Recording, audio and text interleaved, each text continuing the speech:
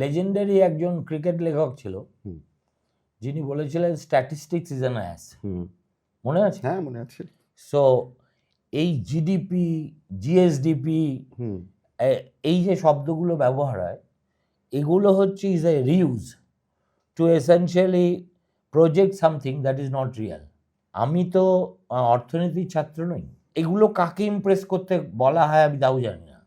পশ্চিমবঙ্গের অ্যাভারেজ 10 জন মানুষকে যদি জিজ্ঞেস করা হয়, আচ্ছা বলুন তো এই জিএসডিপি বস্তুটা কি, তাদের মধ্যে 9.9, যদি না তুই সবাইকে এখন প্রেসিডেন্সি কলেজের ইকোনমিক্সের ছেলেদের জিজ্ঞেস করিস, তাহলে বলতে পারবে না, এবং তাদের কোনো আগ্রহ নেই। আমার বেশি করে আগ্রহ what meets the eye rather than how you calculate numbers.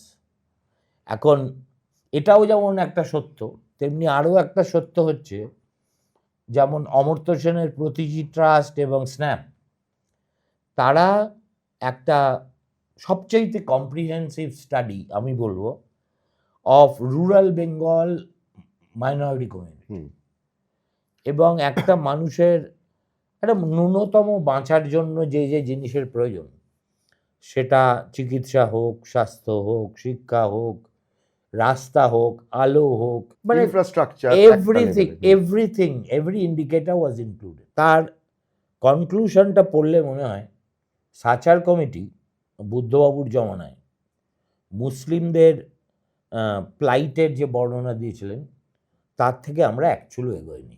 অথচ আমাদের যেখানে পারভার্সনটা হয়ে গেছে, সেখানে instead of doing something really good for the hapless Muslims living in Bengal's villages, আমরা এখানে একটা অদ্ভুত কালচারের জন্ম দিয়েছি, যেখানে ইমামদের ভাতা দেওয়া হয় এই কথা জেনে, ইমাম মুয়াজ্জিন, যে দিস ইজ আনকনস্টিটিউশনাল। তা পুরোহিতদেরও তো দেওয়া না দেওয়া হয়। এটা হচ্ছে এই রাজীব গান্ধী থিওরির মতো। শাহবানু মামলাটাকে আমি ওভারটার্ন করে দিয়েছি, অতএব অযোধ্যার মন্দিরের দরজাটাও খুলে দিই, তাহলে শেষ পর্যন্ত কী দেখা গেল, হিন্দুরা চলে গেল আডবাণীর সঙ্গে আর মুসলিমরা চলে গেল ভিপি সিংয়ের সঙ্গে, এই তো হলো।